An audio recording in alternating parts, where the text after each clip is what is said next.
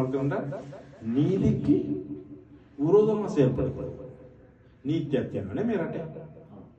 ඒ නීතියට විරුද්ධව වැඩ කරන ක්‍රියාත්මක කරුවා. ඒගොල්ලන් කියන්නේ දුෂ්ටයන් කියලා. அவர்களை பார்த்து நம்ம சொல்லுவோம் துன்மார்க்கர்.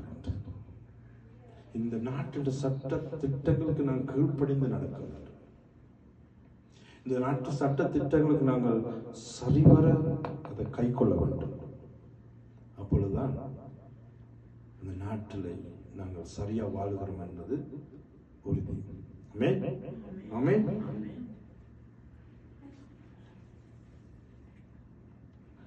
ये तवे තමයි මම කෙටින් යන්නම්. දෙවියන් වහන්සේට එක්ක ජීවත් වෙන මිනිස්සු හරි නීති අනුව ජීවත් වෙන මිනිස්සු දෙවියන්ට බය භක්තියෙන් ජීවත් වෙන මිනිස්සු මෙතන කවුද ඉන්නේ එහෙම? ஆமென். கடவுளுக்கு பயந்து வாழ்கிற வாழ்க்கை, கடவுளோட பய பக்தியோடு வாழ்கிறவர்கள் யார் இருக்கா? அப்படிங்க பயந்து வாழ்கிறீங்களா? கடவுளுக்கு பயந்து பக்தியா? ஆமென் ஆமென் சொன்னாக்க ஒரு கராவத்தம். ஆமென். கையை வைத்து ஆமென். எங்களுக்கு விரோதமா செயல்படுகிறவர்களும் துன்மார்க்கம் தான். දෙවියන් වහන්සේගේ ළමයින්ට විරුද්ධව ක්‍රියාවක් කරන මිනිසුන්ට දුෂ්ටයන් කියලා තමයි කියන්නේ. எங்களுக்கு விரோதமா வேலை செய்கிறவர்களையும் என்ன செய்யறது? துரோகங்கள் சொல்லுவோம். என்ன சொன்னா? துன்மார்க்கர்கள் சொல்லுவோம். இப்ப நான் 3 விஷயங்களை நான் கற்றுக் கொடுத்திருக்கேன். இந்த 3 விஷயத்திலேயே நீங்க எந்த விஷயத்துக்கு උඩන්පාඩු නන්ද කාරණා තුනක් මම කියලා තියෙනවා. ඒ කාරණාවල තුනේ ඔයගලන්ට කෝපෙද සම්බන්ධකම තියෙනවා. எல்லாத்துலயும் இருக்கு. அப்ப நீங்க துன்மார்க்கம் தான். அதிலிருந்து வெளியே தூக்கி எடுப்பதற்காக தான் இந்த செய்தி. இதில் ஏதாவது ஒன்று தீய செயல்களை செய்வது, தீயதை நினைப்பது, தீவைகளை கதைப்பது, நீதிக்கு விரோதமாக கிரியை செய்வது, வேதத்தின்படி வாழ்கிறவர்களுக்கு விரோதமாக பேசுகிறது, செயல்படுகிறது. ஏதாவது ஒரு வாழ்க்கை நீங்க இருக்குமா இருந்தால் நீங்களும் துன்மார்க்கத்தனமாய் வாழ்ந்திருக்கிறீர்கள். துன்மார்க்கம் என்று தேவன் எதிர்த்து நிற்கிறார். துன்மார்க்கனுடைய வாழ்க்கை எப்படி இருக்கும்? துன்மார்க்கனுடைய வாழ்க்கை காத்துக்கு அடிக்கிற பதர்களை போல இருக்குன்னு சொல்லி தேவனுடைய வார்த்தை சொல்றது. இந்த දුෂ්ටයන් ජීවිතේ කොහොමද? උලංගට ඇවිල්ලා යන කුණු ගොඩක් වගේ තමයි කියන්නේ. ඒගොල්ලන්ගේ ජීවිතේ මේ වගේ ඒ මොකද උලංගට දැන් කොල කැලක් කුණු කැලක් මෙතන තිබුණොත් උලංග ගන්නකොට එතන කියලා වැටෙනවානේ. ආපහු උලංග ගන්නකොට අර පැත්තට යනවානේ. ඒ වගේ යනවා. ඒ වගේ තමයි ජීවිතේ තියෙන ඒගොල්ලන්ගේ. துஷ்டனுடைய ஜீவித்தை. அப்ப துன்மார்க்கோட வாழ்க்கை எப்படி இருக்கும்? காத்துக்கு இங்கே பறந்து வந்து விழுவும் ஒரு குப்பை, திருப்பி இங்கிருந்து காத்தடிக்க அங்கால போய் விழுவும் அந்த குப்பை. அப்படியே தான் வாழ்க்கை இருக்கு.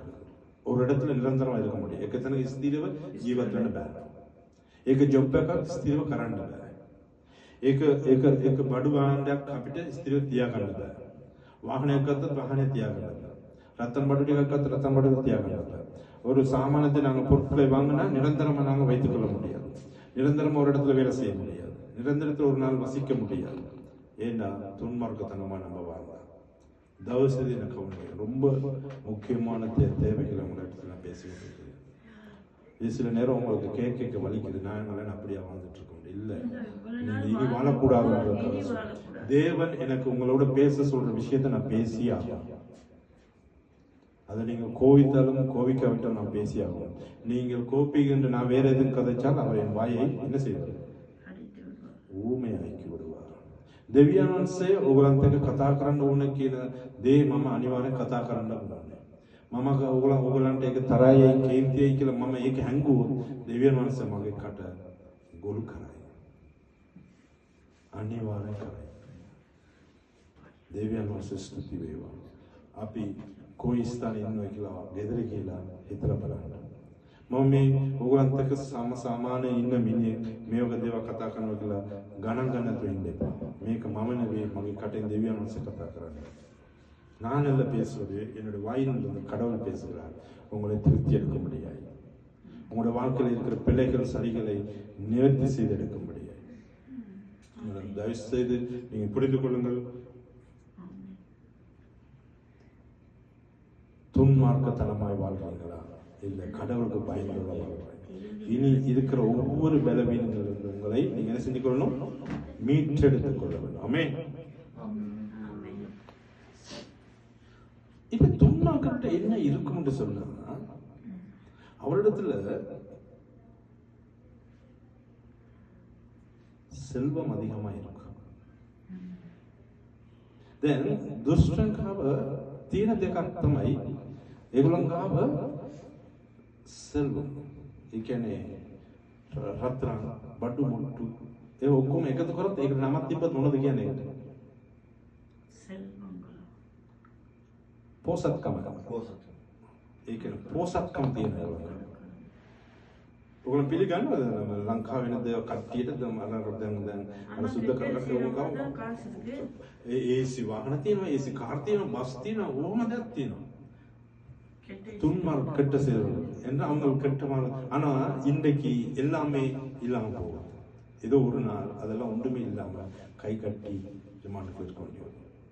ஆனா நீங்களும் நானும் கடவுளுக்கு பய பக்தர் வாழ்ந்தால் கிழமைக்கு ஒரு சட்டை போடுவது உறுதி, கிழமைக்கு ஒரு சட்டை வாங்குவது உறுதி. சில பேருக்கு இது பொருந்தும், சில பேருக்கு இது பொருந்தாது. සුමාන්ට දැන් අපි දෙවියන් වහන්සේත් එක්ක ජීවත් වෙනවා නම් සුමාන්ට සරයක් ඇඳුමක් ගන්නක අනිවාර්යයි. සමහර අයට ඒක ගැලපෙන, සමහර අයට ගැලපෙන්නේ නැහැ. මාසයට සරයක් සමහර අය ඇඳුම් ගන්නවා, සමහර අය අවුරුද්දට සරයක් ඇඳුම් ගන්නවා. සප ජීවිතයක් තියෙනවා, සන්තෝෂ ජීවිතයක් තියෙනවා අපිට. ඒ කවුද දෙන්නේ? දෙවියන් වහන්සේ දෙන්නේ. ඔබට පැහැදිලිද මම කතා කරන්නේ? உங்களுக்கு தெளிவா இருக்கா நான் பேசுறது? கோர்வையா இருக்கா? தெளிவா இருக்கா? மே. ஆனா நீங்க எப்பயும் துன்மார்க்கத்தனமாய் வாழாம, அடுத்தவங்களுக்கு கேடு நினைக்காம, அடுத்தவங்களுக்கு ஒரு கெட்டது நினைக்காம, நன்மையை நினைத்து வாழ பழகிக் கொள்ளுங்க. ஆமென். நன்றி. நாங்கள் ஜெபம் பண்ணி முடித்துக் கொள்வோம்.